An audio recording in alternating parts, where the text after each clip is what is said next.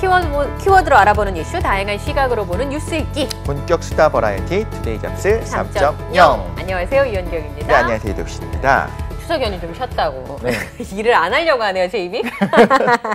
근데 명절이 지나고 나면, 아니, 명절뿐만 아니라 연휴가 지나고 나면 무슨 시간이 이렇게 빨리 가나, 진짜 쏜살 같다라고 하는 어른들의 말이 네. 딱 맞다는 생각이 좀 들긴 하거든요. 네.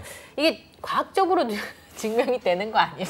아, 시간이 이렇게 빨리 흐르는 왜 이렇게, 상대성. 왜 이렇게 체감이 빨리 가는 거죠? 저는 네. 사실 어제 이덕수 씨랑 안녕한 것 같은데. 네. 오늘 아침 또 만났어요. 그렇죠. 네. 안녕은 영원한 헤어짐은 아니니까요.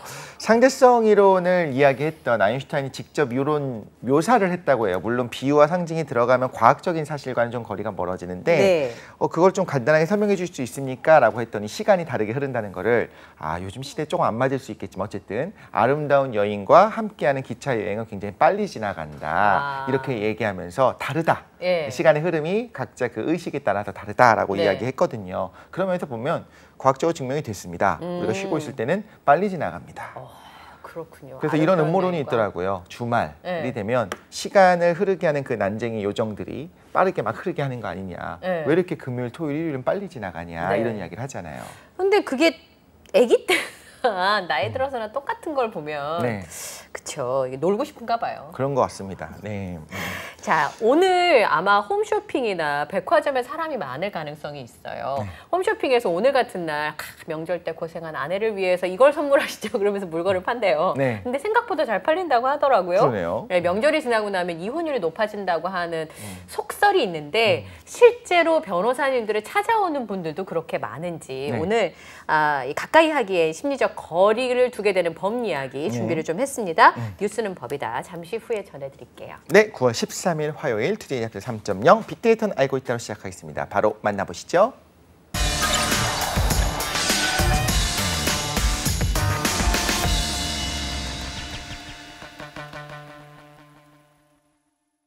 따끈따끈한 소식을 파헤쳐보는 얼리버드 시사 이슈 빅데이터는 알고 있다. 함께 하시겠습니다. 네, 이분의 빈자리가 너무 컸습니다. 네. 그래서 저희가 다른 분을 그 자리에 채워넣긴 했지만 그럼에도 불구하고 저를 망부석으로 만들었던 분입니다. 제가 얼굴을 보는데 계속 오버랩 되더라고요. 우리 김성훈 기자님이 저 자리에 우리 있었지 하면서. 지난 방송 돌려볼까요? 그 누구와도 비견할 수 없는 우리 아이콘 같은 분입니다. 이데일리의 김성훈 기자님 돌아오셨습니다. 어서 오십시오. 네, 안녕하세요. 연휴는 잘 보내셨어요? 네, 덕분에 잘 지냈습니다. 네. 혹시 쉬는 동안에 저희 방송 안 보셨죠? 봤습니다. 네, 꼬박꼬박 챙겨봤습니다. 앞서 말씀해주신 내용 네. 가슴 깊게 새기도록 하겠습니다. 뼈에 되게 뼈에. 네, 네. 알겠습니다. 어쨌든 이광수 기자님이 싸워서는 절대 못 이긴다고 김성훈 기자님을. 뭐 요즘 같은 세상에 뭐 말로도 싸우면 안 되는 세상이죠. 그리고 저는 네. 또 평화를 좋아하는 사람이기 때문에 네. 항상 사이좋게 지내고 있다는 점 미리 말씀드리고 싶습니다. 역시 네, 승자의 여유, 그러니까요. 예. 강자의 여유가 느껴집니다. 자, 오늘 빅데이터는 연휴 동안 어떤 내용들이 많은 누리꾼들의 마음을 사로잡았는지 저희가 준비를 했는데요. 네. 빅데이터는 알고 있다. 3가지 키워드 함께 보시겠습니다. 그렇죠. 오늘 두 자로 다 끝내는 건가요? 네, 오늘 네. 또 간명하게 네. 6글자로 정리가 됐는데 예. 첫 번째 키워드 여왕입니다. 누군지 알 것 같아요. 너무 잘 아시겠지만 제가 왕이라는 단어를 되게 좋아하거든요. 그래요? 영화에서도 왕 관련 대사가 나오면 되게 좋아하고 뭐 왕이 될 상 관련한 제가 대사도 되게 좋아하긴 하는데 네. 오늘 또 이정재 씨가 오징어 게임으로 에미상 수상 관련 여부가 결정이 되는 날이기 때문에 굉장히 감정 몰입이 되죠. 뭐 제가 또 좋아하는 배우님이 또 수상을 하신다면 저 팬으로서 또 기분 좋은 일이죠. 네. 또 약간 옆으로 센 것 같은데 네. 일단 여왕 얘기입니다. 그냥 여왕. 왕이 아니고 여왕. 영국인의 정신적 지주 뭐 이런 닉네임이 있었죠. 그리고 영연방의 수상이었던 엘리자베스 2세 여왕이 96세로 서거했다는 소식을 가져왔습니다. 지난 8일이죠. 조금 연휴가 시작할 무렵에 나온 소식이었는데 영국 왕실이 여왕께서 스코틀랜드 벨모로 성에서 평화롭게 영면했다 이렇게 밝혔습니다. 아들이죠. 왕위 계승권자인 여왕의 큰아들 장남인 찰스 왕세자가 즉각 찰스 3세로서 국왕의 자리를 이어받게 됐습니다. 1952년 25살의 나이로 왕위에 올랐다고 하니까 이게 언제인지 좀 가늠이 안 될 정도로 오래된 일이죠. 네. 70년 넘게 재직을 했다고 하는데 이동안 거쳐간 총리만 15명입니다. 그게 이제 정말 많은 걸 말해주는 네. 거잖아요. 한국전쟁 2년 후에 즉위를 하신 다음에 50년, 70년 넘게 하신 거니까 어마어마한 시간이 흐른 거죠. 그때 태어난 게 아닙니다. 그때 맞습니다. 즉위를 한 거잖아요. 네. 그렇죠. 이때 뭐 저희 부모님이 태어나셨을까 말까 한 시간이니까 맞습니다. 어마어마한 시간이 흐른 네. 건데 이 기간 동안 영국에 얼마나 많은 일이 있었습니까? 이 궁핍한 세월을 또 견뎌야 했고 냉전 시대도 거쳤고 공산권이 붕괴됐었고 유럽 연합의 출범과 또 나오기까지 했잖아요. 네. 여러 가지 격동의 세월을 좀 거쳤다 이렇게 보시면 될 것 같고 여왕은 뭐 사실은 직접적으로 뭐 정치에 개입을 한다거나 뭐 목소리를 내진 않았지만 국가 통합의 상징의 아이콘으로서 특히 나라가 어려울 때 국민을 단결히 이끌어내는 데 아주 큰 공로를 세웠다 이런 평가를 받고 있습니다. 이런 역할 때문에 뭐 이번 소식에 대해서 되게 안타까워하는 영국 국민들도 많고 존경의 뜻을 표하는 국민들도 지금 많이 있는 상황입니다. 엘리자베스 여왕이 2차 세계대전 참전했었잖아요. 네. 정비병으로. 저는 그것도 굉장히 놀랍다는 생각을 했었거든요. 여성인데 전쟁에 참전을 할 수 있을 정도의 그 책임감을 가진 사람. 그리고 제가 그 다이애나 왕세자비가 사망했을 때 호주에 있었어요. 아 그때요. 예. 네. 근데 정말 왕실에 대한 사랑이 이 정도구나 생각이 들었던 게 3일 내내 방송에서 다이애나 그때 왕세자비도 아니었거든요. 네. 그럼에도 불구하고 3일 내내 추모 방송이 나올 정도로 사실 영국도 아니고 호주면 영연방인 그렇죠. 상황이었는데 근데 제가 그걸 기억해 보면 왕실에 대한 사랑이 굉장히 컸던 건 엘리자베스 여왕의 힘이 있었고 그렇죠. 다이애나비는 또 다이애나비대로 또 여러 가지 이유 때문에 사랑을 많이 받았었는데 다이애나비가 사랑을 받았다는 건 이 찰스 3세가 그렇지 않다는 의미이기도 그렇죠. 하거든요. 네. 당시에 추모 실제로 이제 그 추모 관객이 한 100만 명이 넘었다고 네. 하거든요. 근데 그 옛날에 100만 명이 이제 추도를 했다고 하는 실제로 현장을 찾았다는 거는 되게 큰 규모라고 볼 수 있고 이번에 100만 명을 넘어설 것으로 지금 네. 유력하고 점쳐지는 가운데 실제로 약간 좀 미묘한 분위기 아닌 분위기가 또 감지가 되고 있습니다. 그러니까 엘리자베스 여왕이랑 지금 찰스 3세는 좀 다른 것 맞습니다. 같아요. 지금 찰스 3세가 73살로 국왕 자리에 오르는데 아마 본인도 내가 이 나이까지 왕이 못 될 거라고 아마 생각을 못 했을 거예요. 왕세자도 있을 거라고 생각 못 했을 네, 거예요. 어머님이 건강하시고 장수하신 건 너무 기쁜 일인데 네. 본인이 이 나이에 왕에 오를 거라고 상상도 못 했을 텐데 더 심각한 문제는 지금 나라 안팎에서 미묘한 분위기가 감지가 된다는 겁니다. 실제로 엘리자베스 여왕이 70년 넘게 즉위를 했지만 많은 존경과 뭐 많은 영향력을 행사를 했잖아요. 새 국왕이 생기는 것에 대한 뭐 기대감도 있는 것도 분명하지만 군주제를 이번 기회에 우리 좀 철폐를 하고 네. 직접 국가 원수를 좀 선출하자 이런 좀 목소리도 지금 공화주의자들 사이에서 나오는 것도 사실입니다. 네. 영국의 군주제 폐지론은 오래전부터 사실 제기된 문제긴 했었거든요. 그런데 엘리자베스 여왕의 영향력이나 인기가 워낙 대단하다 보니까 얘기가 나오다 사그라지다가 이번 기회를 조금 약간 탄력을 받는 그런 모습입니다. 영국 왕실의 지위는 뭐 사실 영국 밖에서도 좀 불안정한 그렇죠. 모습인데 국왕이 국가수장을 맡는 이른바 영연방이라고 있거든요. 이 영연방 왕국에서 군주제를 탈피하려는 움직임이 지금 잇따르고 있습니다. 실제로 영국 국왕을 국가 원수로 삼고 있는 카리브의 섬나라 앤티카 바부가라는 곳이 있거든요. 이곳에서 3년 안에 공화국 전환을 관련해 국민투표를 하겠다고 지금 밝힌 상황이고요. 엘리자베스 여왕 서거를 계기로 좀 이런 움직임이 힘을 실리는 것 아니냐 이런 해석이 나오고 있습니다. 실제로 지난해 11월에도 카리브의 섬나라였던 바베이도스가 영연방에서 나오기도 했거든요. 뭐 대표적인 국 호주도 있고 네. 뭐 지금 뉴질랜드도 있고 여러 나라가 있는데 바하마도 있고 자메이카도 있고 네. 실제로 들으면 이 나라가 영연방 국가였어라고 생각하시는 나라들이 상당히 많은데 이 나라들이 지금 줄줄이 도민으로 영연방 탈퇴 움직임에 나서는 것 아니냐 지금 이런 얘기가 나오고 있습니다. 예.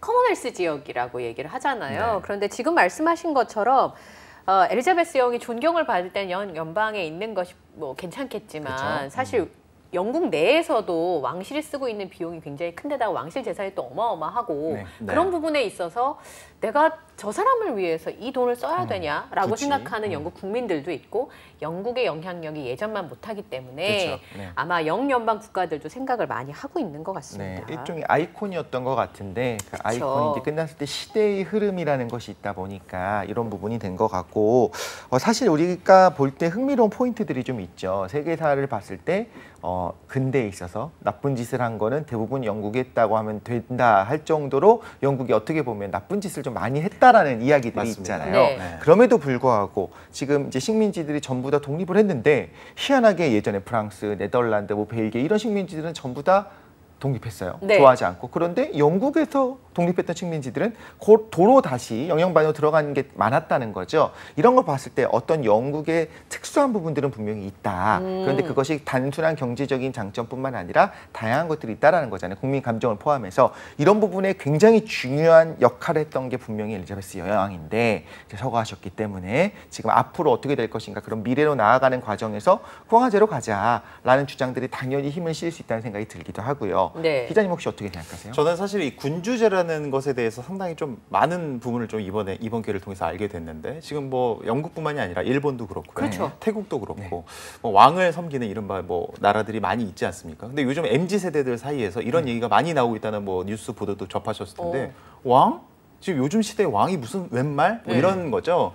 자유민주주의가 지금 뿌리 깊게 자유를 하고 자유경제 시대가 도래한 상황에서 태어나자마자 금수저를 물고 나오는 정말 금수저 중에 금수저가 아닐까 싶은 생각이 드는데 이런 군주제에 대해서 약간 좀 비판적인 생각을 가지고 있는 젊은 친구들도 많이 있거든요. 그러니까 내가 노력을 해서 일궈낸 나의 어떤 업적에 대해서는 그렇죠. 충분히 뭐 경탄받은 일이지만 이 군주제라는 것이 과연 좀 젊은 세대들이 결국 사회를 구성하고 또 다른 젊은 세대들이 계속 지금 바톤을 이어서 나올 텐데 이 군주제를 바라보는 일반 시민들의 시각이 유지될 수 있을 것이냐가 이 어떤 군주제 탈피 내지는 뭐 나오는 것에 대해서 여러 가지 좀 꼬리가 무는 이슈가 되지 않을까 이런 생각을 합니다. 그 제도 자체는 어느 정도 영향력이 있다고 보기 이제 어려울 것 맞아요. 같아요. 네. 그런데 그 영국 그 영화들을 좋아하시는 분들이 그 귀족들이 나오는 걸 좋아하는 이유가 그거잖아요. 품이 있고 네. 자신의 욕망에 충실하기보다 대의명분과 이 다른 사람들을 위해서 무언가 희생할 수 있는 노블리스 오블리주를 거기서 볼 수 있기 때문에 그렇죠. 그거를 좋아하는 건데 그러한 상징적인 인물이 사라졌기 때문에 지금 김 기자님 말씀하신 것처럼 그럼 왜 우리가? 그렇죠. 라는 생각을 하게 되는 거죠. 굳이 제도를 네, 그죠? 제가 생각했을 때 엘리자베스 여왕의 삶이 과연 정말 행복했을까? 그건 좀 다른 문제인 것 같아요. 아들의 그런 모습을 보고 자기 며느리가 그렇게 되는 것을 보고도 마음대로 울거나 하지 못하는. 그렇죠. 그러니까 그러면서 그 자리를 지켜줘야 되는 부분들에 대해서 많은 분들이 존경을 보냈던 것인데 네. 그럴 수 있는 역량이 안 된다면 굳이 그 자리에 그 사람이 있어야 될까? 최근에 일본 같은 경우도 그 누군가 결혼해가지고 난리 났었잖아요. 예. 왜 저런 사람이랑 결혼하냐 언론에서. 근데 그런 얘기를 할 수 있는 건 그만한 재정을 투입하고 있기 때문이거든요. 근데 그걸 누리려면 그렇죠. 자신의 책임을 져야 되는데 그렇죠. 그러지 못한 부분들이 있다면 이제 정말 그런 회의적인 시선이 나오지 않을까. 예. 타이밍이 있었죠. 사실 이제 이런 국왕을 네. 없애고 이제 공화정으로 완전히 가는 걸 할 수 있는 타이밍이 있었는데 그 타이밍을 제대로 타지 못하면 실패하는 거잖아요. 네. 그럼 그대로 약간 과도기적인 느낌으로 가는 건데 문제는 굉장히 오래 사신 거죠. 그러면서 그쵸. 존경받은 부분들, 인품과 여러 가지 영향력이 있었으니까. 그런데 그 처음에 이제 왕정을 폐지하는 그 과정에서의 타이밍을 놓쳤었다면 지금 이제 세대가 바뀌게 되면 사회는 변하기 마련이잖아요. 그쵸. 심지어 지난번에도 말씀드렸습니다만 과학이 바뀌는 것조차도 세대가 바뀌고 어떻게 보면 올드 세대가 죽고 난 다음에 젊은 세대가 득세를 하게 되면서 그러면서 과학도 바뀌고 정상 과학이 바뀌거든요. 그런 면에서 봤을 때 어쩌면 지금의 움직임들은 그냥 왕태자 지금 이제 왕이 됐죠. 새로운 국왕이 됐는데 마음에 든다 안 든다를 떠나서 어떤 근본적인 제도 네, 맞아요. 자체에 대한 의문으로 우리가 볼 수도 있을 것 같습니다. 굉장히 브렉시트로 혼란스러웠던 영국의 상황을 그나마 지금처럼 안정화해 준 건 제가 볼 때 영총리라기보다 엘리자베스 여왕이 그냥 그 자리에 앉아 있었기 때문이 아닌가 하는 부분도 있을 거거든요. 네. 근데 반대로 생각하면 우리는 항상 그런 어른이 필요한가 봐요. 맞아요. 그 네. 시대에. 그게 뭐 여왕이든 아니면 정치인이든 네. 무언가 저분이 계셔서 내가 좀 안정이 돼. 저분이 의사결정할 때 좀 믿을 수 있어 라고 하는 신뢰를 보낼 수 있는 어른이 좀 있었으면 좋겠다는 생각이 좀 드네요. 예. 나이로 보면 찰스 국왕도 어른이긴 어른인데 네, 많이 어른이시죠. 그렇죠, 많이 어른인데 예. 참 그런 게 있습니다. 근데 이제 국왕 즉위식에서 약간 좀 짜증 섞인 태도를 그러니까요. 보여서 맞아요. 바로 기사 논란이 나왔죠. 됐었잖아요. 네. 참고로 좀 분위기 환기시키는 차원에서 제가 좀 찾아봤는데 네. 이 96세까지 생전에 계셨던 엘리자베스 여왕의 장수 비결이 무엇인가에 네. 대해서 과거 기사를 좀 찾아보다가 식습관 관련된 기사가 있어서 그래요? 찾아봤는데 정말 적게 4번 식사하셨다고 합니다. 뭐 장수의 비결이 소식이었다 얘기가 있었고 탄수화물을 극도로 자제했다. 네. 특히 저녁 시간 일정 시간대 이후로는 뭐 감자나 쌀이나 파스타, 면류 등 각종 뭐 탄수화물을 절대 금식했다고 얘기가 되고요. 근데 여기서 한 가지 좀 아이러니한 사실이 영국 왕실에서 15년 동안 이제 근무하셨던 요리사분 인터뷰를 외신에 찾아봤는데 엘리자베스 여왕이 가장 좋아하셨던 음식이 무엇인가요? 그러니까 초코칩 쿠키였다고 하더라고요. 낮에 드셨나 봐요. 네. 저도 저녁에는 드시려고 티타임 때. 네, 저녁에는 금식하시고 쿠키 드셔야죠. 네, 그렇죠. 요 정도 드셔도 너무 과하지 않으실까 정도로 이제 뭐 이렇게 네. 많이 식사를 드셨다고 그걸로 하셔서 대신하셨구나. 초코칩 네. 쿠키로 하고 이제 소식을 하셨나 봐요. 얼마 전에 그 테디베어랑 같이 유머스러운 영상을 찍었잖아요. 나이가 들어도 긍정적이고 웃음을 줄 수 있는 유머가 있는 사람 되고 싶다는 생각을 전 영화 보면서 했거든요. 이렇게 스카프를 영국식으로 이렇게 쓰고 있는 사진이 되게 화제가 됐었는데 제 목표도 그래서 귀여운 할머니가 되는 거거든요. 아, 네. 네. 원래 또 나이가 드시면 네. 중간중간에 좀 단계 땡기시잖아요. 그럼요. 그건 어쩔 수 없죠. 간식으로 이렇게 가지고 네. 다니시면서 드셨을 생각하니까 엄청 귀엽지 않아요? 아까 또 다른 느낌입니다. 그렇죠. 그러면서 아까 말씀하신 것처럼 평생 또 절제해야 되는 그런 삶을 사신 거니까. 네. 어쨌든 네 정말. 엘리자베스 여왕 얘기를 너무 오래 너무 했네요. 오래 했네요. 근데 두 번째는 또 열받을 것 같은데 두 번째 키워드는 동해. 네, 네. 동해. 저희 뭐 서해, 남해, 동해. 오징어 그래가지고 얘기 아닌 다음에 동해는 뭐 좋은 얘기 안 나올 것 같아요. 슈퍼주니어 멤버 중에도 동해가 동해 있습니다만 있죠. 네. 이번에는 바다 이야기입니다. 네, 바다 이야기요. 네. 저 이제 뭐 중학교 때, 좀 너무 옛날이긴 한데 제가 중학교 때 공부할 때 뭐 영어 사전 같은 거 찾아보지 않습니까? 네네, 뭐 유명했던 사전 몇 개 있습니다. 콜린스 영어 사전, 콜린스, 네. 콜린스. 네, 아메리칸 헤리티지, 뭐 딕셔너리닷컴 여러 가지가 있는데 네. 제목만 알죠, 우린 또? 네, 세계 유명 영어 사전에서 한국사 왜곡이 좀 심각한 상황이다. 이런 내용이 좀 그럴 밝혀지면서 리가요? 네, 왜요? 좀 충격을 주고 있는데 외교사절단 방크 기존 아주 큰 일하고 계신데요. 네. 15개 영어 사전에서 코리아를 검색을 해보니까 네. 검색 결과를 조회를 해보니까 15개 사전 가운데 11개 사전에서 동해가 이스트 C가 아니라 C 오브 저펜으로 뭐라고요? 단독 표기되어 있다는 사실을 왜? 밝혔다. 이런 내용이 있었습니다. 공식 지명이 동해인데 왜 그렇게 되어 있어요? 말도 안 아직도 된다. 조금 정보 수정이나 사실이 좀 기반한 내용이 좀 업데이트가 되지 않았다 이렇게 보시면 될 것 같고 네. 사실 해외 지도 출판사나 세계사 교과서 온라인 지도 사이트에서 동해 병기 표기가 20년 전에 3%밖에 되지 않았다고 하는데 여러 가지 뭐 단체들이나 각고의 활동을 노력 끝에 통해서? 현재는 40%까지 증가를 한 상황이라고 합니다. 그러나 반대로 생각을 해보면 아직까지 수정해야 될 게 60%나 남았다는 얘기인데 영어 사전에서는 여전히 좀 일본어로 표기되는 경우가 많아서 이 부분에 좀 수정이 필요하다. 이게 좀 방크의 입장이고요. 좀 구체적으로 설명을 드리면 아메리칸 헤리티지, 유어딕셔너리닷컴, 위드닉닷컴 등은 한국사가 기원전 12세기부터 시작한다고 축소 기술하고 있습니다. 우리나라 역사를 제대로 모르고 있는 거죠. 영국의 콜린스 영어사전 같은 경우에는 1876년 항구를 개방했고 일본과 조선이 무역을 시작하기 전까지는 중국의 속국이었다. 이런 또 왜곡된 거예요. 사실을 전달하고 있어서 문제를 일으키고 네. 있습니다. 룩웨이업닷컴이라는 곳이 있거든요. 여기 라임존닷컴 영어사전에서는 코리아라는 이름을 조선도 아니고 조손, SON입니다. 조손으로 잘못된 용어를 또 발음하고 있습니다. 손은 손흥민의 손자고요. 네. 그렇게 하면 안 되고 네. SUN이고요. 일단은 이 조선이라는 표기도 잘못된 겁니다. 발음 표기는 대한민국 내지는 한국이 맞는 거죠. 네. 북한에는 뭐 아직까지 조선이라고 하긴 합니다만. 아니 근데 조선이 아니잖아요. 그렇죠. 네. 네. 근데 이거는 그러니까 제가 잠깐 생각했어요. 예를 들어서 우리 BTS가 그 동해라는 제목의 노래를 하나 쓰면 전 세계가 다 알려질까? 뭐 이런 생각했는데 그들에게 짐을 지우는 일이 아닌 것 같아요. 그 부분을. 그거는 제가 잠깐 생각을 했었는데 이건 외교부에서 해야 되는 일이죠. 왜 방크에서 이런 일을 하나요? 제가 봤을 때는 일을 좀 하셔야 될 것 같은데 알아주지 않더라도 계속 꾸준히 얘기하는 건 굉장히 중요한 문제거든요. 맞습니다. 네. 그러면 그런 걸 알리는 행사를 만들고 거기에 재정을 쏟아붓고 또 노력하는 거 이 정부기관들이 해야 되는 건데 네. 예.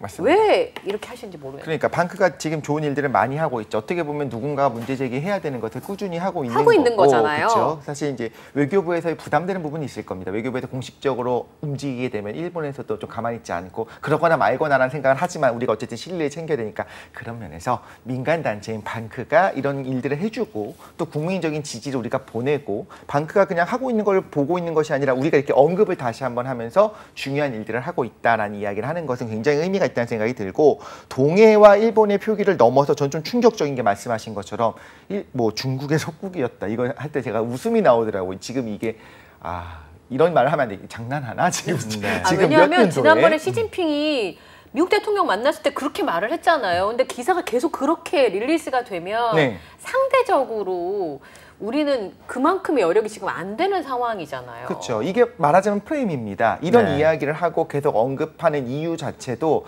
당연히 중국에서의 어떤 동북 공정과 이렇게 같이 어울려서 이걸 갖고 같이 결국에는 너희 나라들도 우리나라에 속했던 게 아니냐라고 주장하고 있는 네티즌들에게 좀 힘을 실어줄 수도 있는 부분이거든요. 이건 분명히 특히나 사실 권위가 영어 사전의 권위가 과거만 못한다고 하지만 그래도요? 어쨌든 간에 이 영어 사전에 이제 공식적으로 실려 있는 게 이렇게 되어 있다면 당연히 빠르게 좀 고칠 필요가 있는 거죠. 이 부분은 국가에 대한 부분이 있으니까 지금. 네, 아이디어를 좀 생각해보죠. 좀 창의적인 아이디어를. 네네, 자, 좋습니다. 마지막은요. 채무인데 어떤 빚을 말하는 거예요? 저 채무는?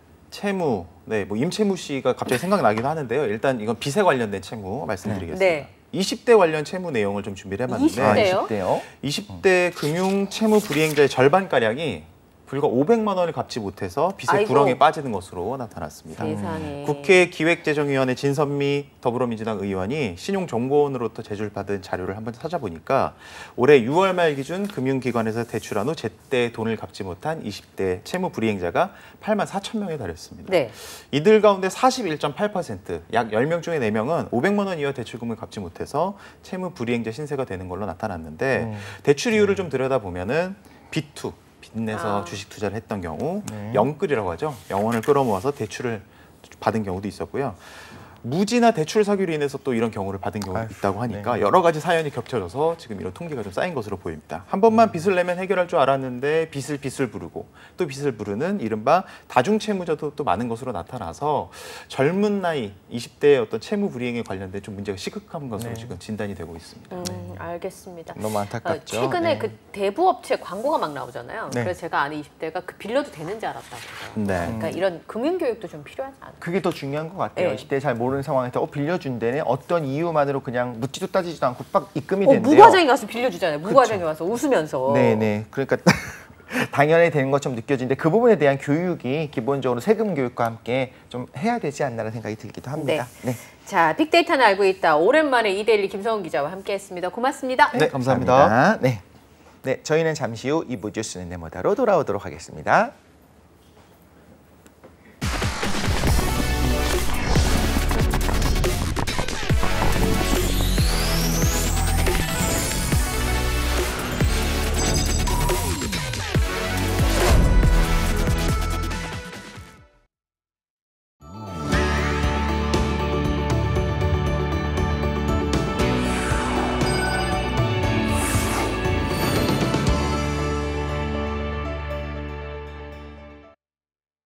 네, 뉴스 읽기를 시작해서 어디를 튈지 모르는 요술복통 도미노 토크 뉴스는 네모다.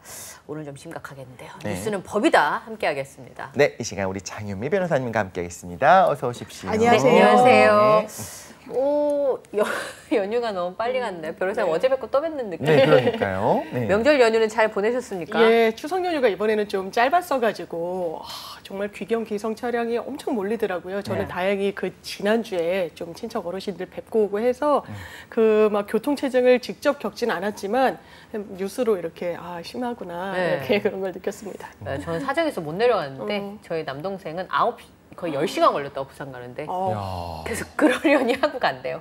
근데 이전에는 저 어렸을 때는 뭐 강릉 가는 게 10시간, 뭐 대전 네. 가는 것까지 10시간, 부산은 막 20시간 걸리고 20시간 걸리고 했었잖아요. 근데 또 최근에 그렇게 안 걸렸던 것 같은데 이번에 확실히 연휴가 짧다 보니까. 아, 그리고 많이 거리두기가 걸렸나 해제돼서 3년 동안은 못 그러니까요. 가시는 분들이 되게 많았었는데 네. 이번에는 백신도 맞았으니까 가자. 그치. 이렇게 계속 못 보면 언제 봐. 그렇죠. 그러면서 내려가신 분들이 되게 많은 것 근데 또 같더라고요. 길어지면 가는 동안 또 싸우기도 하고 가는 동안 애기는 뒤에서 떼쓰고 지루하다고 하고 5세 미만과 자동차를 타고 10시간이라니. 네, 예, 쉽지 않습니다. 예, 그거는 뭐 제가 봤을 때 5세 미만과 차를 타고 네. 10시간이라니 어머. 그러니까 어머, 예. 여기서 시작된 갈등 우리가 한번 오늘 다뤄볼 맞습니다. 주제랑도 연결이 네. 되는 것 같습니다. 뉴스는 법이다. 본격적으로 한번 시작해 볼 텐데요. 네. 명절이 지나고 나면 스트레스 지수가 올라간다. 그래서 우리 K 며느리, 네. K 사위 이렇게 이야기를 하지요. 그래서일지 모르겠지만 명절이 지나고 나면 이혼율이 높아진다라는 통계가 있다는 얘기도 들었던 네, 것 같습니다. 맞습니다. 그래서 오늘 뉴스는 법이다에서는 언젠가 한번 다루려고 했는데 하필이면 오늘 오늘 이걸 다루나요? 네, 하지만 이 이야기는 우리 장윤미 변호사님과 함께 다룬다면 저희가 또 그래도 그렇게 무겁지 않게 네. 다룰 수 있을 것 같습니다. 네. 아마 저희 이제 프로그램 보시는 분들이 20대 취준생분들이 많으시니까 네. 아마 와닿지 않으실 수도 있는데요. 네. 결혼이라는 것에 대해서 한번 생각해 보시는 것도 좋을 것 같다는 생각을 좀 맞습니다. 했었어요. 네. 근데 실제로 변호사님 이혼 상담 가끔 하세요? 얼마나 자주 예. 하세요? 제가 그러니까 이혼 전문 변호사는 아닌데 이혼 소송을 특히 여성 변호사들한테 의뢰 주시고 싶어 하시는 의뢰인분들이 상당히 많죠. 많으세요. 네. 그러니까 이혼 소송은 그 특징이 뭐 엄밀한 증거로 다투거나 이런 게 거의 없어요. 사실상 약간 좀 편하게 얘기하면 말싸움 비슷한 겁니다. 서로를 굉장히 공격하고 그러면서 정말 돌이킬 수 없게 되는 거예요. 소송 국면으로까지 가게 되면. 그러니까 제가 듣기로는 나오면 안 되는 얘기가 다 나오지 않으면 그렇죠. 이혼 소송이 끝나지 않는데요. 아. 그러니까 이게 사석에서 할 수 있는 얘기는 그냥 뭐 소송 과정에 당연한 거고 사석에서 절대 할 수 없는 얘기까지 나오지 맞습니다. 않으면 왜냐하면 저 배우자가 나에게 얼마나 잘못했나를 맞습니다. 조목조목 변호사를 대동해 설명해야 되니까 정말. 네. 처음에는 안 하려고 맞습니다. 했다가도 상대방이 하는 걸 보면서 너 이렇게까지 얘기해? 이렇게 그렇다면 되는 나도 거. 하면서 네. 같이 네. 또 그런 부분이 있겠죠. 정말 깨알같이 상대방과 상대방 가족을 비난에 거의 이를 정도의 그걸 문서화해서 제출하는 거예요. 그러면 이게 서로한테 정말 상처가 되고요. 저희가 뭐 연휴 얘기를 해서 그런데 추석 연휴 같은 게 끝나면 실제로 제 주변에 이혼 소송을 훨씬 많이 하시는 또 변호사님들 말씀을 들으면 네. 약간 체감하기로는 상담도 좀 더 느는 것 같다라고 네. 이야기를 하시고 실제로 지표가 있습니다. 이 통계청 지표를 보면요. 최근 5년간 이혼 통계를 내봤는데 설 직후, 추석 직후 이혼 건수가 무려 그 전달보다 한 11.5%, 한 10% 이상이 상승한다라고 해요. 그리고 어떤 또 통계를 보면 가정폭력 신고 건수도 보통 때보다 이 추석이나 설 연휴 즈음에는 한 50% 정도 증가한다라는 통계도 있더라고요. 그러니까 이 부분이 서로 일상을 그냥 각자 바쁘게 살 때는 좀 묵어놓던 그런 문제들이 같이 있으면서 수면 위로 확 오르는 이런 게 또 연휴의 또 단점이 아닌가 이런 네. 생각이 듭니다. 그러니까 연휴에 또 약주 한 잔씩들 하시고 그 주먹 다짐하는 경우도 있어요. 있죠. 네. 네. 그래서 있죠. 이제 주말이나 이제 연휴 때 뉴스를 하다 보면 뭐 경찰서 이 사건 사고 단신하다 보면 그 되게 많잖아요. 많죠. 형제들 간에 무슨 일이 있었다. 이게 네. 이제 뉴스가 되는 건 많다는 얘기는 아닌데 그렇죠. 어쨌든 그런 일이 있을 수 있다. 이런 네. 말씀을 좀 드리고 싶네요. 속상하긴 합니다. 왜냐하면 명절에 어떤 취지를 생각하면 오히려 모두 모여서 반가운 사람을 만나면서 행복한 시간을 보내야 되는데 희한하게 이럴 때 계속 방송에서도 좀 죄송한 말씀을 드릴 네. 수밖에 없는 게 항상 좀 안 좋은 얘기만 해요. 이번 명절은 이렇게 제발 좀 잘 지나갔으면 좋겠습니다. 조상님이 내 차례상 차리고 전부 치느라고 저렇게 싸우는 걸 보면 그냥 하지 마. 그렇지. 너 이렇게 싸울 거면 하지 마. 그러실 것 같아. 제 그럴 것 생각에. 같아요. 그래서 이번 추석에는 저희도 방송할 때 말씀을 드렸습니다만 청경관에서도 이제 차례상을 좀 간소하는 네. 게 맞다. 이렇게 많이 상다리가 휘어진 건 근본 없는 거다까지 그래, 근본 이야기가 저희가 없는 한번 거다. 했었었죠. 그 주변에 보니까 명절에 부모님을 모시고 어느 집에 간다 이게 또 힘들어지기부터 하고 이제 순서라든가 여러 가지 문제가 있지 않습니까? 그러니까 아예 호텔에서 같이 호캉스 하면서 하룻밤을 예. 자고 뷔페 같이 먹고 이렇게 하면서 오히려 좀 즐거운 시간을 보낸다는 분들이 좀 있었어요. 그래서 오히려 주요 호텔들이 전부 다 예약이 매진됐다고도 합니다. 달라진 풍경인 것 같아요. 그렇죠. 네. 그러면 이런 집들, 그러니까 뭔가 시대를 따라가기 위해서 조금씩 달라지고 같이 오히려 즐거운 시간을 보내는 데는 더 괜찮을 것 같은데 맞습니다. 그럼에도 불구하고 이혼율이 높아진다는 게 지금 객관적인 사실인 거죠. 그렇죠. 아무래도 지금 말씀 주신 우리 이렇게 너무 힘들게 음식하고 지지고 볶지 말고 좀 편히 쉬다가 좀 연휴를 잘 보내자라고 하는 집이 아직까지는 다수가 아니다 보니까요. 물론 뭐 설을 지내고 우리 추석은 각자 지내자라고 하는 집도 있지만 뭔가 같이 그래도 얼굴 한번 봐야지. 1년에 한두 번인데 뭘 이번을 건너뛰려고 그래. 손자 손녀 데리고 와라라고 하는 집들이 많고 아니면 부모님들께서 역귀성 하시는 분들도 많으시잖아요. 그럴 때 평소 배우자에 대한 불만이 있었다 이러면은 그게 폭발하는 경우가 있어요. 실제로 뭐 이제 이혼 소송으로 갔던 케이스 중에서 정말 남편이 서운해했던 사례인데 시댁에 안 가겠다고 한 거예요. 아이들도 아내가? 어리고 너무 힘들다. 그래서 남편만 다녀왔어요. 그러니까 어머니가 손자 손녀 먹이려고 막 바리바리 싸주신다고 그러잖아요. 전도 싸고 떡도 싸고. 그래서 집에 왔는데 부인에게 이거 냉장고에 잘 좀 챙겨놔봐 했는데 아 여보 싫어. 나 시댁에서 갖고 온 거 안 먹을래. 당신 먹거나 아, 나 나머지 이거 먹을 수도 없는 거야. 처리할래. 이래서 남편이 엄청 서운해하는 거예요. 이게 전부는 아니겠지만 이런 좀 어떻게 보면 말 한마디 사소한 걸 수 있는데 이런 게 이혼 소송으로 가게 되는 도화선이 되는 경우가 상당히 많습니다. 그게 그것만 있었겠어요. 그 앞에 맞아요. 뭐가 있었으니까 네. 그 아내가 안 먹겠다고 한 거잖아요. 네. 제가 생각했을 때 그 앞에 뭔가 맥락이 있었을 있을 거라는 겁니다. 생각이 좀 들었는데 그게 트리거가 된 거예요. 왜냐하면 부모님 얘기거든요. 그렇죠. 부부싸움에서 절대 건드리면 안 되는 게 부모님, 우리 부모님, 엄마 아빠 얘기는 하지 네. 않는 건데 엄마가 힘들게 싸준 음식을 아내가 그랬다가 트리거가 된 건데 그 안에는 그럴 수밖에 없었던 무언가가 또 있었을 수 있는 거예요. 맞습니다. 차곡차곡 쌓여져 있는. 그쵸. 근데 이게 우리나라만 명절 음식하고 아내들이 너무 힘드니까 이런 일이 벌어지나 보다. 그래서 또 어떤 남편들은 그런 얘기 하시더라고요. 아, 명절 며칠 하는 거 가지고 계속 그러냐고. 명절 며칠 일하기 전에 자기는 한 달 스트레스를 받는다는 거예요. 아. 이렇게 하소연하시는 분들도 있으셨는데 네. 제가 들어보니까 우리나라만 그런 건 아니래요. 맞아요. 네. 우리나라만 그런 게 아닙니다. 네. 영국 같은 경우에서는요. 변호사들끼리 뭐라고 이 1월 첫째 주 일요일을 부르냐면 네. 1월 첫째 주? 예, 디볼스 데이, 이혼의 날이라고 부른다는 거예요. 왜요? 왜냐하면 1월이란 게 우리나라도 뭐 연말 연시를 즐기기는 하지만 아예 서양 같은 경우에는 그게 크리스마스 때부터 이 정초까지를 연휴로 하고 맞아요. 이 휴가를 많이 가잖아요. 그때 네. 부모님들 뵙고 이제 배우자랑 같이 오랜 시간을 같이 지내야 되다 보니까 그 1월 첫째 주 일요일 딱 끝나게 되면 연휴가 끝나게 되면 그 월요일에 엄청나게 이혼 상담을 한다는 겁니다. 실제로 변호사를 찾아와서도 상담을 하고 검색을 할 때 이혼 쉽게 하는 법 이런 걸 영국 사람들도 엄청나게 이걸 검색을 한다라는 거예요. 그리고 실제로 미국도 마찬가지라고 합니다. 미국은 3월 그리고 8월에 엄청나게 이혼 건수가 급증하는데 3월은 이게 보통 11월부터 2월까지 추수감사절 등등 해가지고 연휴가 몰려있대요. 그리고 3월 되면 이제 가족들 오래 보다가 내 이 패턴을 다시 찾으면서 내가 혼인생활 계속 유지할 수 있나? 이제 그만해야겠다. 이런 생각을 네. 한다는 거고요. 8월도 독립기념일 깨어있고 해서 그 직후에 우리나라처럼 연휴 직후에 뭔가 이혼이 급증한다. 또 달라진 풍경 중에 하나는 우리나라는 그나마 덜 그랬는데 코로나 때문에 네. 재택근무 많이 하시고 집에 계시는 시간이 늘면서 뭐 코로나 블루다라는 말들도 나왔지만 코로나 이혼이다라는 것도 해외 사례들을 보면 상당히 늘어나고 있다고 합니다. 서양은 뭐 우리가 서양이라고 일반화하기엔 너무 상황이 다르고 문화가 다르겠지만 우리 생각에는 독립을 일단 하고 나면 네. 부모와 사실상 거의 남처럼 지내잖아요. 가끔 이제 안부를 묻는 거지 뭐 때가 되면 와라 뭐 가라 뭐 이렇게 하지 못하는 상황이니까 그래서 이런 게 상관이 없을 줄 알았는데 그럼에도 불구하고 부모랑 상관없이 같이 있다 보니까 뭔가 하나의 트리거가 있나 봐요. 그리고 평소에 서운했던 것이 터져 나오고 그러고 나서 생각이 났습니다. 제가 굉장히 좋아하는 영화 중에 하나가 브리짓 존스의 2를 보면 처음에 그런 장면이 나와요. 크리스마스 딱 시즌이 돼서 이제 사랑하게 된 사람을 마크 다시랑 같이 그 친척 집에 가는데 가자마자 이제 친척들이 정말 불쾌한 이야기들을 막 잔소리하는 장면이 나오면서 아 생각해보니까 한국이랑 똑같구나.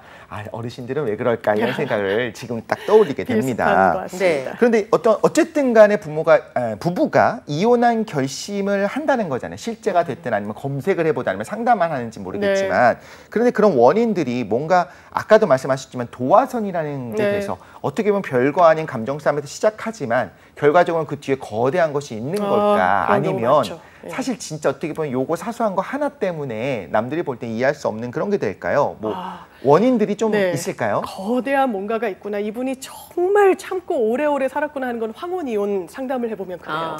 거의 80대 분이신데 황혼이혼 하겠다 그러셨어요. 그럴 때는 본인의 결단도 있지만 아니 엄마가 지금까지 얼마나 참고 살았는데 엄마 이제는 그만 이혼해 괜찮아. 우리도 신경 쓰지 마. 우리가 어렸을 때는 우리 때문에 참고 살았다고 하지만 우리 다 장성했잖아. 우리 다 시집장가 갔잖아. 엄마 더 이상 참고 살지 마 라고 하면서 나는 분명히 이혼하겠다. 이왕 이렇게 된 거 나 봐주지 않겠다. 재산 정확하게 나누고 내가 고통받은 세월에 대해서 위자료 받겠다. 이런 소송 같은 경우에는요. 이 자제분들이 엄마를 위해서 여러 가지 사실관계를 써주시는 거예요. 과거에 우리 아버지가 뭐 부정행위를 했다, 바람을 폈다, 그리고 집에 굉장히 소홀했다, 뭐 이런 여러 가지 깨알 같은 사실들 가족들이 아니면 모르는 그런 부분들을 정말 법원에 많이 엄마 편에서 해주시는 경우가 많고요.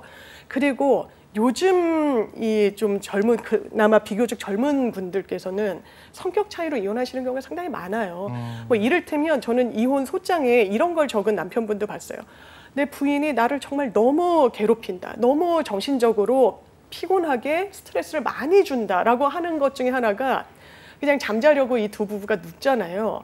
그러면 사실 그날 하루하루 있었던 일을 얘기할 수도 있잖아요. 그렇죠, 네. 근데 회사 다니고 이제 맞벌이를 하는 부부였기 때문에 여러 스트레스가 여자분도 있고 남자분도 있을 텐데 직장 상사 험담을 좀 많이 하게 되잖아요. 네. 아무래도 그러니까요. 뭐 네. 부당한 지시도 있었고 열받게 하는 일들도 많이 있어서 그 얘기를 계속 했는데 그게 너무 매일매일 같이 하다 보니까 자기가 못 견디겠다라고 쓰는 경우도 있어요. 남편분이. 그럼 어떻게 보면 이거는 별것도 아닐 수도 있고 넘어갈 수도 있는데 이거는 참 본인한테는 뭐 힘들 수 있겠구나. 또 다른 원인도 뭐 물론 있죠. 있었겠죠. 뭐 과소비가 심하다거나 네. 그쪽에 집안이 자기를 무시한다거나 여러 사유를 제시하긴 하는데 이런 게 좀 눈덩이처럼 모아져서 이혼을 하는 추세가 요즘 있는 것 같고 네. 나이 드신 분들은 참고 참다가 폭발하시는 경우가 있는 것 같고 좀 유형이 다른 것 같습니다. 네. 그러면 네. 궁금한 게 그 자녀가 지지하는 이혼이 있는 거잖아요. 네. 나이가 들었을 때 이제 더 이상 참지 마라고 하면 그런 경우에는 상대적으로 좀 수월하게 이혼이 될 것 같은데 그런가요? 예, 우리나라가 뭐 유책주의다, 파탄주의다 뭐 이렇게 어려운 말을 쓰고 있는데 기본적으로는 유책주의라고 해서 기본적으로 법적인 책임이 있는 사람, 이를테면 바람핀 사람이 이혼 청구 이런 거 할 수는 없어요. 현재까지는. 그런데 이게 대법원에서 아주 확립된 판례이긴 한데 저희가 하급심, 실제로 1, 2심 이혼 소송들을 해보다 보면 실제로 가정은 다 파탄이 났어. 이혼 소송까지 하고 이런 어떤 비난조의 말들을 주고받을 정도면 그 가정은 회복은 안 됩니다. 법원이 봐도 그런 거예요. 유책이 누구냐를 떠나서요. 예, 그리고 유책이 아주 명백하게 일방에게만 있는 경우는 사실 실제 이혼 소송에서 많지 않아요. 어떻게든 이 가정이 굉장히 어려워지게 되고 건사하기 힘들어진 데에는 두 사람의 공동 책임이 어느 정도는 있습니다. 그렇기 때문에 사실상 가정이 깨졌다라고 보면 비교적 법원이 이혼은 해라. 다만 아이들은 어떻게 하라라는 점에 상당히 중점을 둡니다. 네. 저희가 이혼 소송을 하다 보면 미성년 자녀가 있었을 때 이 미성년 자녀의 복리에 대해서 법원이 제일 신경 쓴다는 느낌을 받아요. 맞아요. 예, 그래서 가사 조사도 정말 여러 차례 하고요.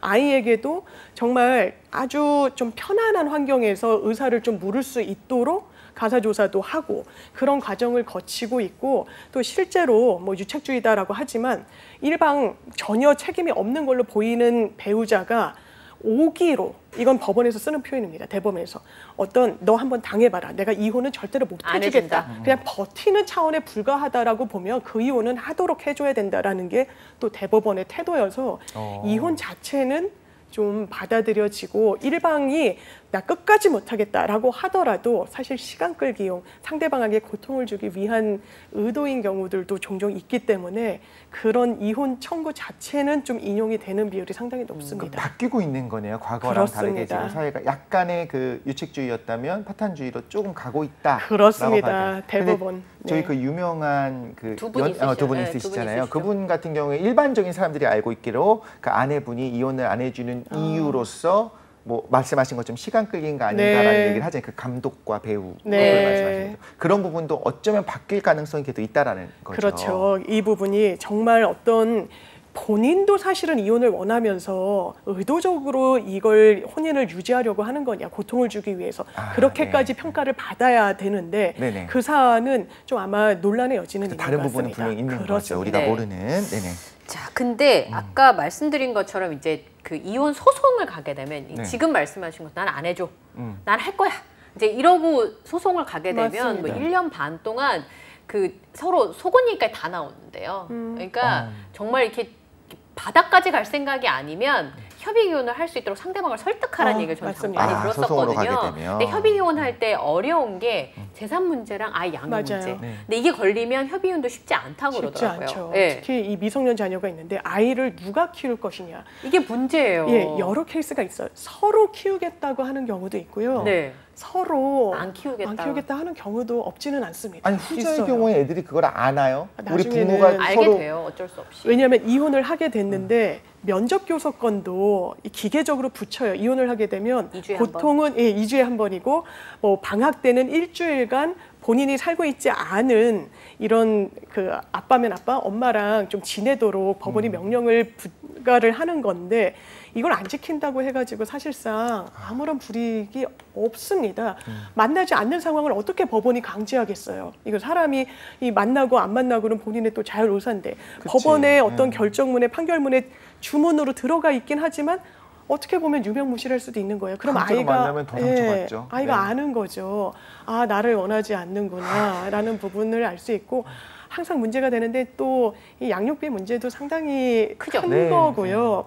그러니까 이혼이란 게 물론 저는 이혼이 흠이라거나 이게 무슨 단점이다 인생에 그렇게는 생각하지 않지만 이혼을 하신 분들 보면 그게 아 본인에겐 상당히 상처가 되시는구나라는 거는 정말 절감을 해요.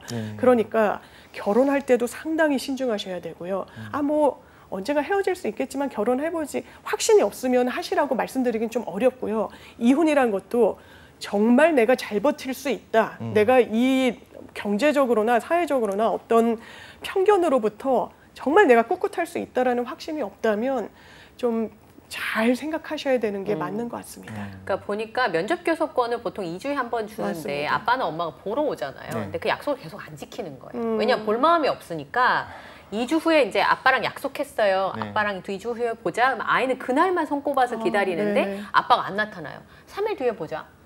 한 일주일 뒤에 보자. 그럼 계속 약속이 미뤄지면 아이가 아는 거죠. 아, 아빠가 나를 원하지 않는구나. 그리고 더 큰 게 뭐냐면 아이들이 자기 때문에 엄마 아빠가 이혼했다고 오해를 하더라고요. 자책감을 갖는 경우들이 네, 있죠. 내가 말을 잘 듣고 엄마의 얘기를 고분고분하게 잘 들었으면 엄마 아빠가 싸우지 않았고 엄마 아빠가 싸우지 않았으니까 이혼하지 않았을 거라고 아이들이 생각하더라고요. 맞습니다. 그러니까 제가 그걸 보면서 아이가 있는 가정에서 예를 들어 폭력, 학대, 뭐 남편이 도박 이런 걸로 정말 건널 수 없는 강을 건너서 결혼 생활 유지하는 게 아이들에게 상처가 되는 경우도 있어요. 네, 그렇죠. 네. 아빠나 엄마가 없는 게 나은 맞습니다. 경우도 있잖아요. 네. 그런 경우는 이혼을 하는 게 맞다고 네, 생각을 해요. 맞습니다. 그런데 그게 아니라 좁힐 수 있는 거라면 좁힐 수 있는 거라면 새로운 사람을 만나도 마찬가지거든요. 그러면 이 부분에 대해서 해무겁긴 하지만 네. 좀 조정을 해보면 어떨까? 한때는 사랑했던 사람인 맞습니다. 거잖아요. 맞습니다. 뭐 이게 제가 섣부른 걸 수도 있는데 아이들을 보면 이제 이런 부분이 있고 또 하나는 이런 경우도 있더라고요. 유책이 남편한테 있어요. 네. 근데 경제적인 능력도 남편한테 있어요. 맞아요. 근데 맞아요. 아내는 아이를 사랑하고 잘 키울 수 있어요. 그런데 경제적인 능력이 없어요.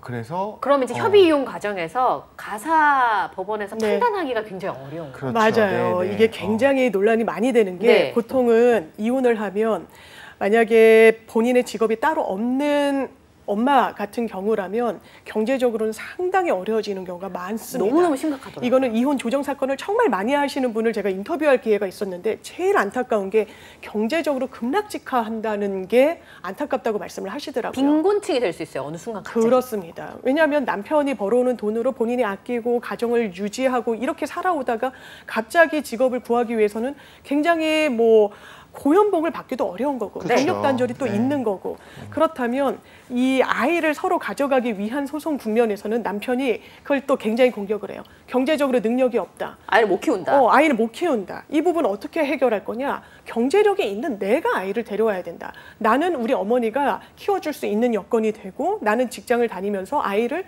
계속 케어할 수 잘 있다. 케어할 수 있다. 이런 게 또 법정에서 다 쟁점이 되기도 합니다. 네. 당연히 이제 일부 사례를 말씀을 드리는 네. 거고 실제로는 정말 건강하고 아름답게 키우는 분들이 아버지 어머니 밑에서 많아요. 많겠지만 많죠. 네. 예. 근데 제가 봤었던 사례 중에 정말 분노하고 속상했던 일들을 보면 가끔 범죄를 저질렀는데 어떻게든 자기가 양육권을 갖고 왔어요. 네. 그런데 그 다음에 사실 잘 키우지 않았어요. 맞아요. 나중에 범죄의 많죠. 대상이 돼요. 자기가 범죄를 저지르기라도 확대를 하기도 합니다. 나중에 저쪽에서 이제 너무 사랑했었던 상대방이 그럴 거면 나한테 양육권을 주지 네. 왜 주지도 그러니까. 않고 왜 데리고 와서 학대를 했냐 이렇게 하는 걸 보면은 저희도 너무 가슴도 답답하고 화가 나잖아요. 이게 그렇죠. 법적으로 해결할 수 있는 문제가 아니고 또 법적으로 해결하려면 다시 소송해야 하잖아요. 맞아요. 그렇죠. 네, 양육권 네. 소송을 다시 해야 되는데 또 그쪽에서는 나름 또 방어 논리를 가진단 있어요. 말이죠. 그렇죠. 그러니까 애기 엄마 갔어요. 애기가 영양실조인 거예요. 전 실제로 본 사례였었는데, 그러니까 소송을 해가지고 양육권이 이제 집안에서 아이를 키우는 엄마니까 양육권을 가져오기가 어려웠던 거죠. 이제 경제적으로 이제 그거를 채울 수가 없으니까. 그래서 아이를 보러 갔는데 제대로 제때제때 먹이지를 못해서 요즘에 영양실조 상태였던 거예요. 아, 진짜 요즘 세상에. 그러면 엄마가 할 수 있는 선택이 없어요. 그렇다고 아이를 데리고 올 수가 없잖아요. 그렇죠. 뭐 학대를 한다고 신고를 해갖고 바로 하기가 쉽지 않죠. 그것도 법적으로 문제되죠. 그렇죠. 그럼 이제 소송을 해야 되는 거잖아요. 예, 양육권자를 재지정해야 되는 거죠. 그러니까 그러면 상대방의 배우자가 순순히 아이를 내줄 때까지는 일이 너무 복잡한 거예요. 그렇죠. 그것도 좀 둘이서 이혼을 했으나 그럼에도 불구하고 대화가 이성적으로 될 때 얘기지, 서로 말하자면 내가 키울 생각이 있는 게 아니면서 상대방이 미워서 너 안 줄 거야 이런 식으로 아이를 하게 도구로 이렇게 생각하는 경우들도 있죠. 너무 악하잖아요. 그래서 오히려 그러니까 제가 너무 나이브한 생각인지 모르겠지만 더 아이를 사랑하는 사람한테 양육권을 줘야 되는 게 아니라 이런 생각이 드는데. 그 양육비만 잘 주면 그게 맞아요. 제가 봤을 때. 근데 문제는 최근에 뭐 배드파더스 사례도 있습니다만, 야, 자기는 좋은 차 타면서 양육비 안 주대요. 50만 원인데 그 뭐라고? 그거 줘도 사실 호의호식 못합니다. 진짜 아이 키우는데 들어가는 돈 안 되잖아요. 그럼에도 불구하고 이건 정말 필수적으로 해야 되는 건데 안 주더라고요. 변호사님들 중에도 안 주는 분 있던데요. 제가 보니까. 있죠. 왜냐하면 배드파더스 보면은 사례 중에 하나가 굉장히 대형 로펌에 이 억대의 연봉을 받는 변호사 남성분이었는데 양육비를 안 준 거예요. 배드파더스에 올리기 전에 당사자한테 고지를 한다라고 합니다. 올릴 거다. 바로 일시금으로 들어왔다라는 거예요. 그러면 돈이 없어서 안 주는 게 아니라 다른 이유가 있군요. 그렇죠. 안 주는 게요. 안 주는 데는 여러 가지 이유가 있는데요. 이런 경우는 사실 아마 본인이 다른 가정을 꾸렸을 수도 있고요. 그렇죠. 그러면 도외시하는 거예요. 내가 전에 가정 꾸렸을 때 아이는 이제 내 눈밖에서 멀어지는 거죠. 그래서 자력이 충분히 있지만 안 주는 경우. 근데 그런 경우는 그나마 양반이에요. 맞아요. 실제로는요. 이 양육비라는 거는 각각 부모의 이 급여를 딱 더해서 양육비 급감표가 있습니다. 표가 있어요. 아이의 나이별로 뭐 0에서 2세, 뭐 5에서 7세 다르니까. 하고 이 부모의 급여를 다 더해서 구간을 나눠서 이 아이의 한 달 생계비는 얼마다라는 거를 이 부와 모의 이 급여 수준으로 비율로 나눠서 각자 지급하는 개념인데, 각자 지급하는 거죠. 그런데 사실 정말 어려운 형편에 있는 분들, 일용직에 있어서 굉장히 급여가 이제 균형한 분들 같은 경우에는 처음에 주기로 한 돈을 못 주는 경우도 상당히 많아요. 어려워져서 못 주는 경우도 있을 수 있어요. 그러면 그거를 어떻게 할 것인가? 양육비를 계속 안 준다? 근데 양육비는요, 그냥 아이를 키우는 데 들어가는 돈의 개념이 아니라 법원도 끊임없이 판시를 하고 있지만 아이의 생존과 결부된 돈이에요. 그러니까 영양실조 말씀하셨지만 아이가 먹고 자는데 필수적으로 들어가는 돈을 안 준다? 이거는 상당히 문제가 있는 거예요. 그래서 아까 짚어주신 배드파더스도 배드파더스 홈페이지 들어가 보신 분들은 아시겠지만 상당히 구체적으로 인적사항이 들어가 있어요. 사진 들어가 있고요. 어느 대학을 졸업했는지, 어디 직장을 다니는지, 그리고 뭐 전화번호 뭔지 등등이 기재가 돼 있기 때문에 명예훼손으로 문제를 삼았습니다. 1심 재판부가요, 무죄를 선고했어요. 그래요? 상당히 전향적이죠. 공익적이라고 본 거군요. 공익적이라는 거예요. 이 양육비라는 건 아이의 생존권, 생계랑 결부가 되기 때문에 어떤 이 사람들이 입는 불이익과 아이가 입는 불이익을 이렇게 비교 형량해봤을 때 충분히 공표를 할 수 있는 공익적인 성격이 있다라는 건데 항소심에서는 유죄를 받았습니다. 이건 명예훼손이라는 거에 있어서는 논란의 여지가 없다라는 거였어요. 사실을 적시해도 명예훼손이니까. 사실 적시해도 명예훼손이니까. 그래서 양육비 문제가 상당히 안타까워서 양육비 이행 강제원이라는 별도의 기관을 정부에서 설립할 정도로 이 문제가 잘 해소가 되고 있지 않습니다. 그래서 이제 이게 아동학대로 볼 것이냐 재산분할로 볼 것이냐의 차이인 것 같아요. 그러니까 남편과 아내가 혼인 생활을 유지하는 당시에 만들어진 재산에 대해서 이제 어느 정도 분할을 할 것인가로 보는 것인지, 그러니까 이건 민사인 거잖아요. 재산과 관련된 부분이라면. 그런데 이게 아이를 제대로 돌보지 않아서 방치해서 생기는 아동학대를 오면 형사로 받을 수 있는 거죠. 그럼 이제 국가가 개입을 해서 이 문제를 해결해야 되는 부분인 건데, 제가 봤을 때 우선 아내든 남편이든 배우자와 이혼을 고민한다면 재산 분할에 대한 생각을 하지 않고 이혼을 생각할 필요는 없을 것 같다는 생각이 들어요. 그래서 어떤 분이 우리나라에 되게 유명한 그 중소기업 사장님이에요. 근데 이분이 오랫동안 바람을 핀 거예요. 그래서 내연녀가 있었어요. 근데 아내가 이혼을 해달라니까 이혼을 안 해줘요. 그럼 어떻게 할게요? 이독식 씨는 상상이 안 될 거예요. 재산을 야금야금 내연녀 앞으로 돌린 거예요. 그리고 나서 얘기한 거죠. 만약에 이혼을 안 해주면 내 자식들한테 한 푼도 주지 않을 것이다. 그리고 내 자식인데도. 내 자식인데도 그러니까 네 아들한테 한 푼도 주지 않을 것이다. 그리고 이 돈은 다 이렇게 하고서 이제 하니까 끝내 그 아내가 손을 들었다는 거예요. 할 수 있는 게 없다. 네, 왜냐하면 계속 그렇게 재산 분할을 안 해주고 10여 년 동안 합법적인 방법을 썼겠죠. 그러니까 아내가 내 아이들한테 물려줄 재산까지 내가 모르는 그녀한테 다 명의가 돌려지니까 이건 어쩔 수 없다고 판단을 한 거예요. 그거 소송에서 받아낼 수 있습니까? 예, 최근에 바로 엊그저께 굉장히 화제가 됐던 대법원 판결이 있었어요. 네. 동일합니다. 의사였어요. 결혼 직후부터 바람을 핍니다. 네. 내연녀가 있었어요. 네. 그런데 내연녀 앞으로 보험금 수익자, 사망보험 같은 거를 수익자를 다 내연녀로 바꿔놨습니다. 그 금액만 한 15억 정도가 됐어요. 의사셨는데 본인 병원이 있었을 뿐만 아니라 여러 병원을 여러 의사들과 공동 운영을 했어요. 그리고 만약에 그 지분과 관련해서도 본인이 이 경영에서 손을 떼게 되면 지분의 수익자도, 그러니까 지분을 반환받을 사람도 내연녀로 돌려놨습니다. 그것만도 한 10억 가까이 됐어요. 한 20억이 이상이 되는 돈인 거예요. 그리고 이 해당 의사가 스스로 좀 극단적인 선택을 해서 사망합니다. 그러면 이 돈이 다 내연녀한테 간 거예요. 지금 법적으로 그렇잖아요. 그렇죠. 그러니까 이 부인이 그래 이 돈에 대해서는 내가 유류분이라고 해서 내가 원래 네. 받아야 되는 상품, 그렇죠. 왜냐면 법률상 부인은 본인이었으니까 50% 그렇죠. 받을 수 50% 있으니까. 받은 내가 받아야 되는 돈에 다는 아니어도 50% 받을 수 있잖아요. 그거라도 내가 받겠다. 그 돈도 엄청난 거예요. 10억이 넘잖아요. 이걸 상속으로 볼 것이냐 아니면 진짜 계약 관계로 볼 것이냐 그런 차이가 부분이 되겠네요. 쟁점이 됐었고 또 하나는 이게 제일 중요한 건 사망 시점으로부터 소급해서 언제 이 내연녀 이름으로 했냐가 법정에서는 가장 큰 쟁점이 됐어요. 왜냐하면 유류분의 기초로 산정되는 재산은 이 사망 개시 시점, 상속 개시 시점은 사망 바로 자연사한 그 순간이에요. 네. 그 순간으로부터 1년 안에 제3자한테 준 재산은 유류분으로 내 몫으로 주장할 수 있는 기초 재산의 산정으로 들어가요.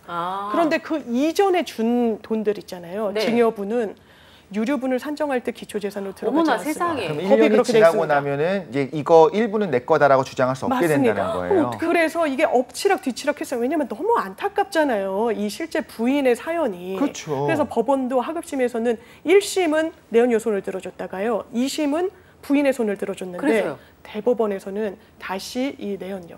법 자체가 유류분과 세상에. 관련해서 할 수 있는 부분은 사실 1년 전으로 하는 거고 이게 의도적으로 본인이 사망할 것까지 스스로 극단적인 선택을 할 것까지 예상해두고 이런 조치를 한 걸로는 최소한 보이지 않는다라는 거예요. 10여 년부터 그랬으니까. 그래서 참 재산이 많아도 이런 문제가 또 불거지는 것 같습니다. 그 외국 영화 보면은 물론 결혼은 아닌데 동거하는 경우에 헤어질 때 의자 반쪽까지 이렇게 나누는 것 때문에 싸우는 거 나오잖아요. 그거는 그냥 웃으면서 그리고 이제 결혼한 부부가 아니니까 이해할 수 있지만 저는 미연에 네. 방지하고자 사전에 계약서를 하나 쓰면 어떨까 굉장히 싶기는 사전 해요. 계약서 뭐 헐리우드 네. 같은 경우도 많이 쓴다고 하고 워낙에.